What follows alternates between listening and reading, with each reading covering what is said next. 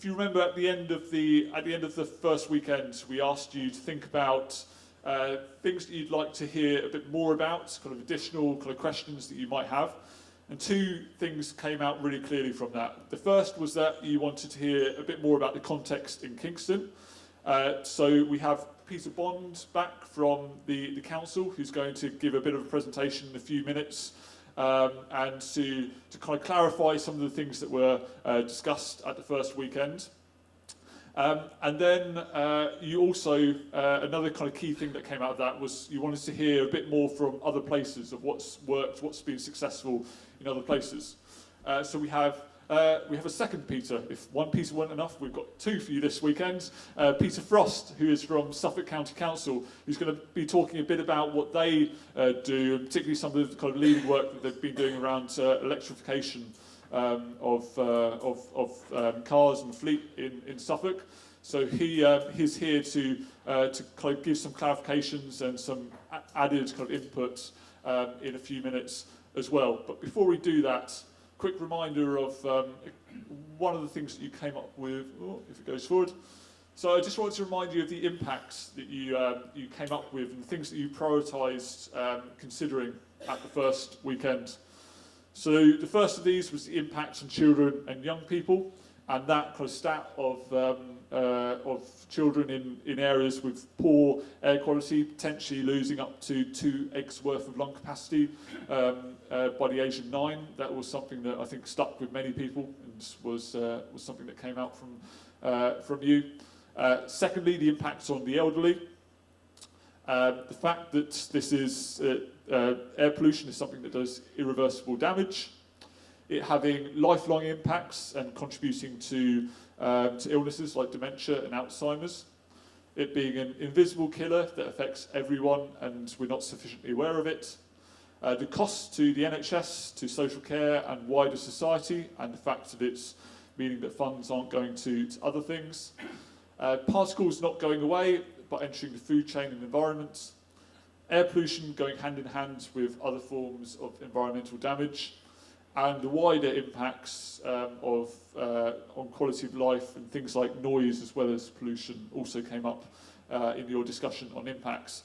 So just wanted to quickly recap those, and particularly when we're thinking about the actions and things that are going to go into your recommendations, just have a view to these impacts, and we'll kind of remind you of these a little bit later as well. So as I said, we're going to hear a bit more from Peter Bond from the council, from Royal Borough of Kingston upon Thames, and so just to say before he comes up, so there are a few things that we felt you needed a bit of clarification on, things that kind of came up as questions in that last conversation, and so we. Peter, together with the advisory group, have put together a presentation. So this has all been reviewed by the external kind of independent advisory group of things just to clarify some of those kind of outstanding questions that came up from the first weekend. So I'm going to hand over to Peter now to present that to you.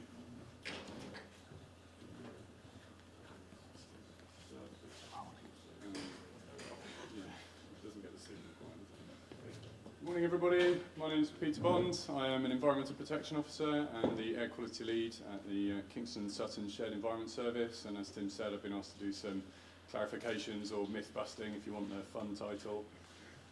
So the first thing I'm going to talk about is how clean our air actually is by comparison, not just within London but also with the rest of Britain. So some of you might remember after my last presentation here on the 9th I was asked the question, how do we compare with other London boroughs? And I chose a comparison between inner London and outer London, so Kingston and the city of Westminster. I said that 2.2% of our residents are exposed to illegally high levels of nitrogen dioxide, whereas in Westminster, only 2.3% of their residents are not exposed to illegally high levels of nitrogen dioxide. And that might have given some of you the impression that we don't have much of an air quality problem in Kingston. But that is not the impression that I wanted to give at all, because actually 2.2% of our residents is 4,000 people exposed to illegally high levels of air pollution. And that area of exceedance also includes 3 schools in the borough. So Also going a bit deeper, the figure of 2.2% is kind of misleading because that only covers people where they live, so only 2.2% of our residents are exposed where they live. But people move about in our day-to-day lives. We go into Kingston town centre, and we came here today, and we were probably exposed to illegally high levels of nitrogen dioxide during those times. So 100% of us are exposed at some point or other during our day-to-day lives to unsafe levels of air pollution. And it's also important to reiterate the point as well that there is no safe exposure limit for particulate matter. So 100% of us are exposed to levels of particulate matter that are harmful to our health. And just to kind of illustrate that point, I've put two maps up. Again, it's the London Atmospheric Emissions Inventory concentration map of nitrogen dioxide in Kingston on the left, and then a map of Britain that uses a similar colour scheme on the right. And you can see that obviously, by comparison with the dead centre of London, we're pretty good, but by comparison with the rest of Britain, we are quite terrible. We are just in that splodge of green to red in the southeast there with London. So moving on to urban greening, and does it actually have any significant effect on urban air pollution? And this is obviously a very wordy slide. Don't worry, you don't have to read it all. Basically what I've done here is I've taken excerpts from a series of peer-reviewed academic papers. On the left, we've got papers that have concluded that urban greening has a significant positive effect on air quality, and on the right, we've got papers that conclude that it does not have a significant effect on air quality. And the point that I'm trying to make here is that there is no scientific consensus on the impact of urban greening on air quality. There are lots of people saying things on either side of the fence. So the jury is very much still out.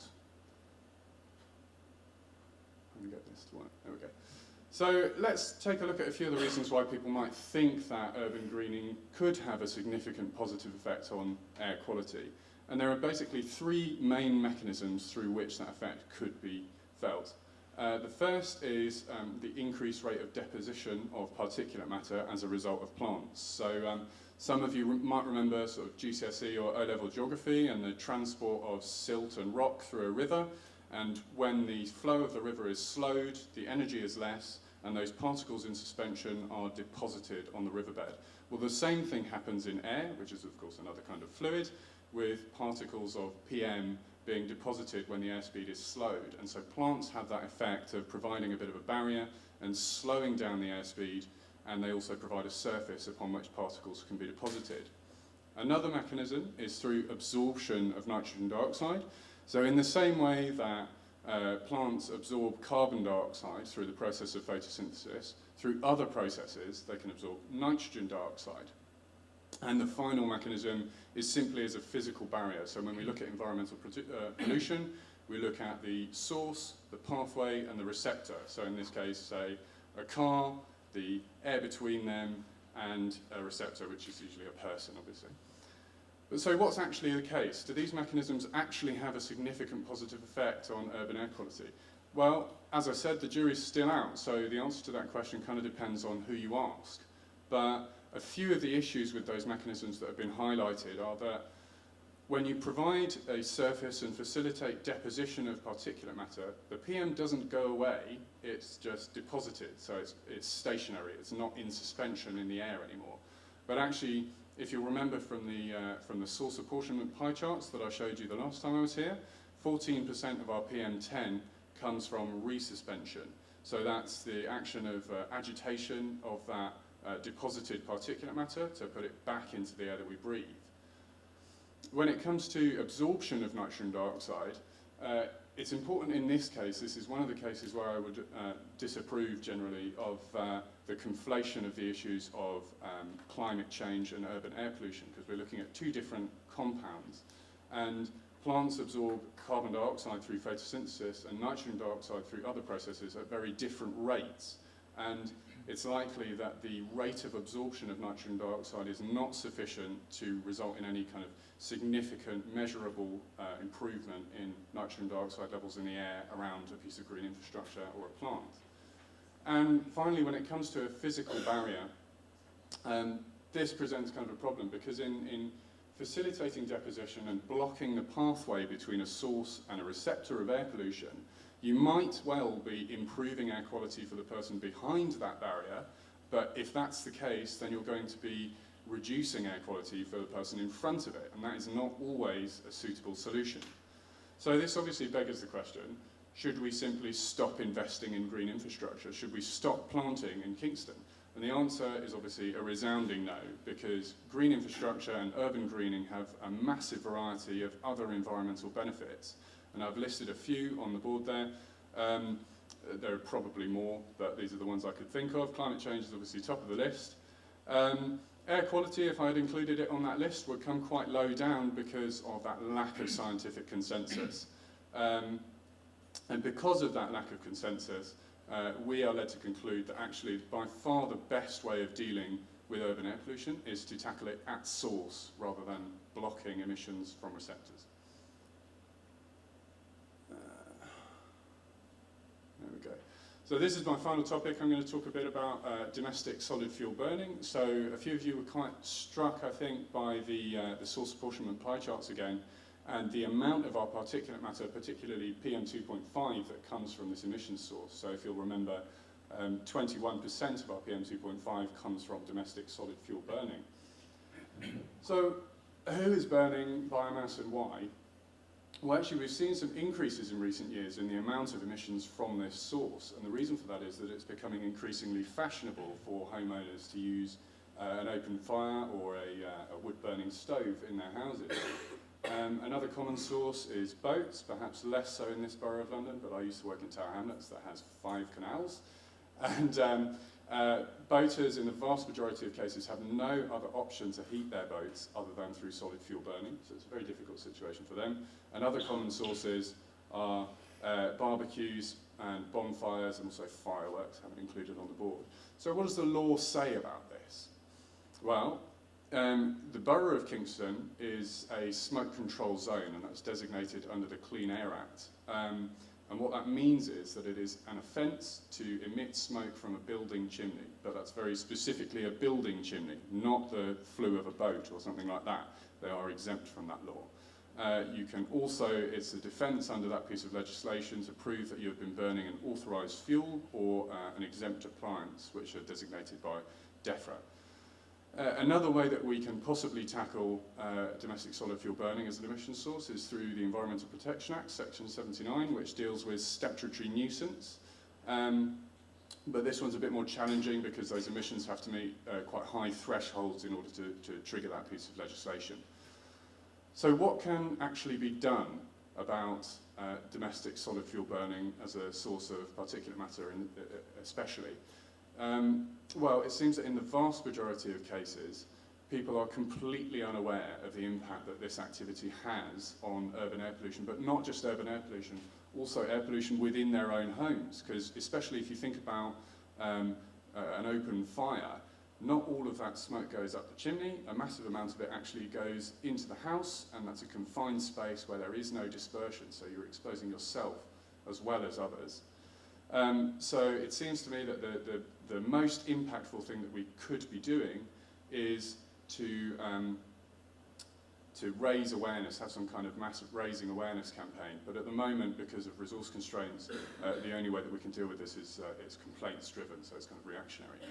And another important aspect of dealing with the issue is providing viable alternatives. So things like the GLA Warmer Homes Grant, a lot of people don't know that actually London has one of the highest rates of non-connectivity to natural gas in the UK, very surprisingly. So the GLA Warmer Homes Grant is a way that we can fund providing natural gas connections. And also there need to be viable alternatives for boaters as well, because at the moment, as I said, there is no other way for them to heat their boats. And that's me done.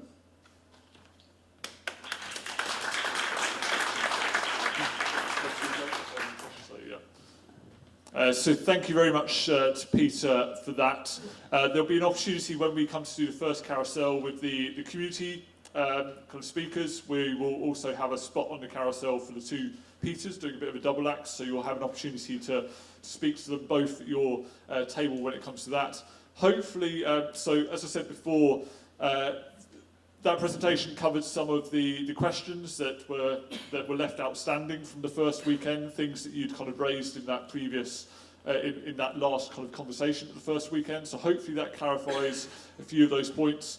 And all of that, all of what Peter presented there was all fact-checked by the independent advisory group. So, so that's kind of hopefully giving you the kind of the state of the evidence as we know it today. So there will be an opportunity to speak to Peter in a little bit about that. But next up, we have Peter Frost from Suffolk County Council to talk a bit about some of the work that they're doing there. So thank you, Peter.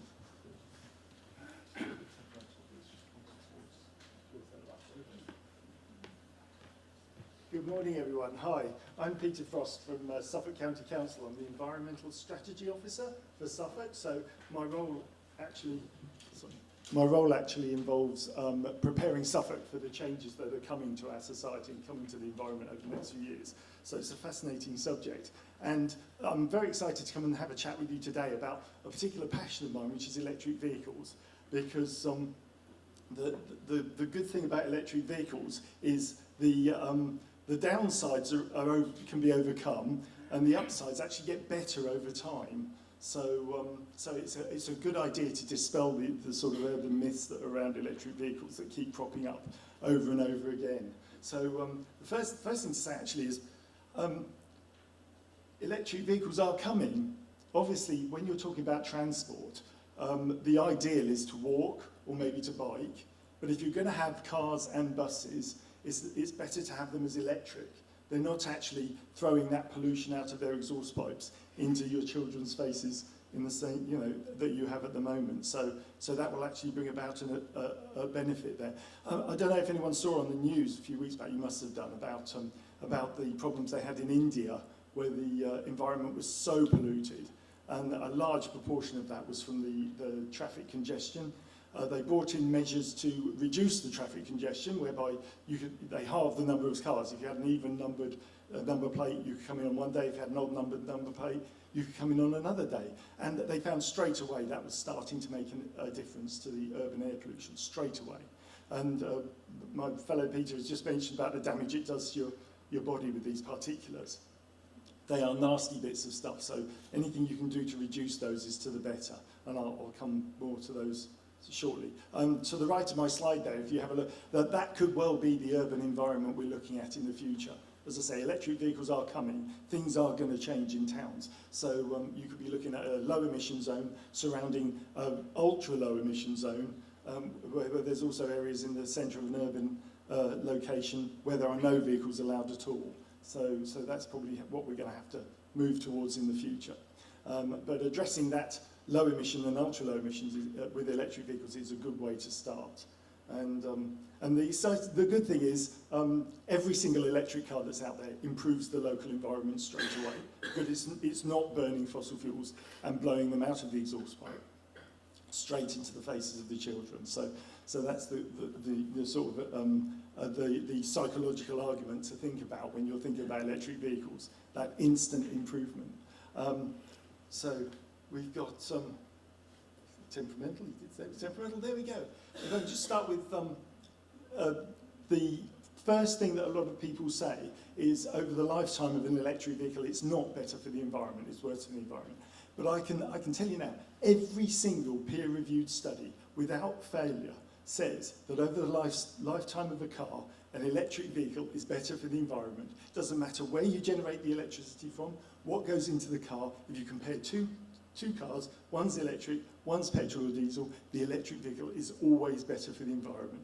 And that's the good thing, that when you get a massive consensus in one direction like this, it makes it really easy for someone like me to stand up and say, no, this is the way things are, this is the way things are going. So that's an advantage there. So also, something that electric vehicles can do that petrol and diesel vehicles can't do is, when you get a petrol or diesel vehicle, it's blowing exhaust out of the exhaust pipe straight into the faces of your children, and it's going to be at that level, or maybe even worse, over the lifetime of the car. The difference with an electric vehicle is where you recharge it is gradually, especially in the UK, but all around the world, it's gradually becoming more generated by renewable energy. So the actual electricity that you're putting into the car is actually getting cleaner over time. You can see there, and from 2013 to 2018, the amount of pollution for every kilowatt hour of electricity on the British national grid has almost halved. It's halved the pollution. As I say, that's a trick that petrol and diesel cars can't do.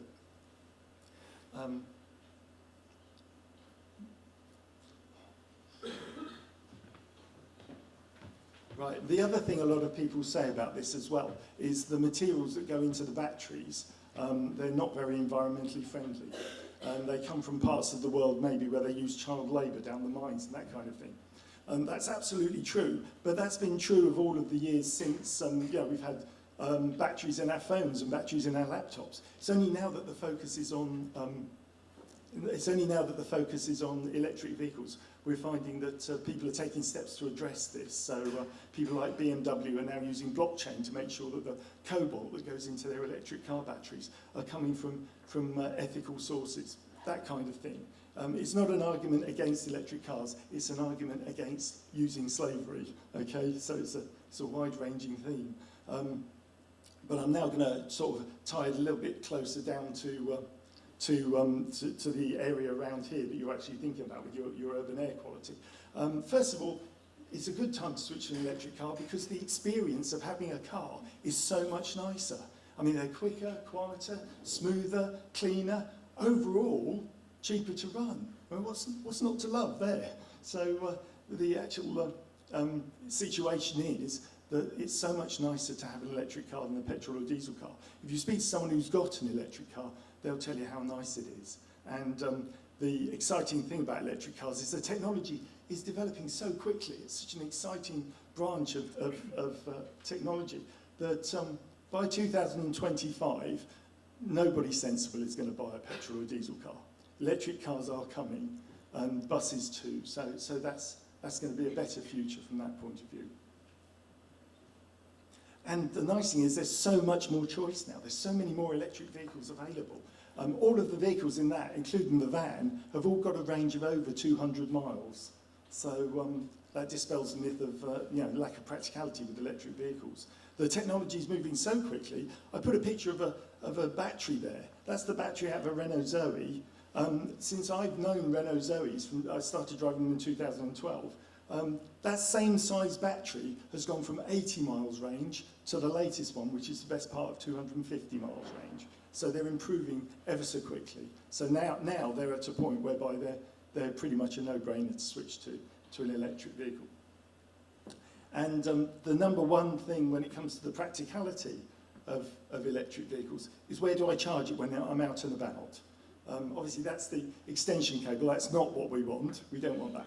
The thing that we want with electric cars is lots of access to charging infrastructure. So if you can't charge it at home, most people charge them at home, but if you're in a situation whereby you can't charge it at home, it's no problem. You can charge it when you're out and about, when you're parked, when you're shopping, maybe when you're going to various places. You can stop off in a car park and get it charged up then. With that much range, you haven't got to charge it up every day. So it becomes much more practical. And that'll help speed up the adoption of electric vehicles. And the government has said the same. Basically, the most recent figures from the government have said, you've got to get more charging infrastructure. What you don't want when you're thinking about charging infrastructure, though, is the thought that you have to do lots of studying. So in Suffolk, we worked on the idea of removing the worry about where do I charge when I'm out and about, taking that out of the equation. So you can just relax, enjoy your electric car, and just charge wherever you are without having to belong to a charging club or anything like that. So we bought about a thing called Plug in Suffolk. Right, Plug in Suffolk, the idea of that is what we've done in our local area, which is brought out a system, a network of electric car chargers, whereby you can just pull up any old time, plug your electric car in and charge it, and you just pay with your contactless credit card. No need to join a club, no need to sort of download an app or learn a secret handshake. There's nothing like that. You literally just charge up wherever you are. And it's now been joined by Plug in Coventry as well, which just goes to show how it's spreading.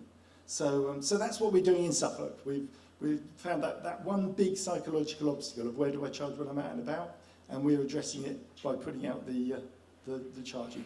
And we're also, at the councils, both the Borough Council and the County Council, switching to electric vehicles ourselves, because we're finding not only are they practical, you can see there, that's Ipswich Borough Council's fleet of Renault Zoes. They've also got electric vans as well, which are doing the job much better than the previous pool cars were. And we do have to do something about the environment, because this election that's coming up is going to be the most affected election by the environment, according to all the studies.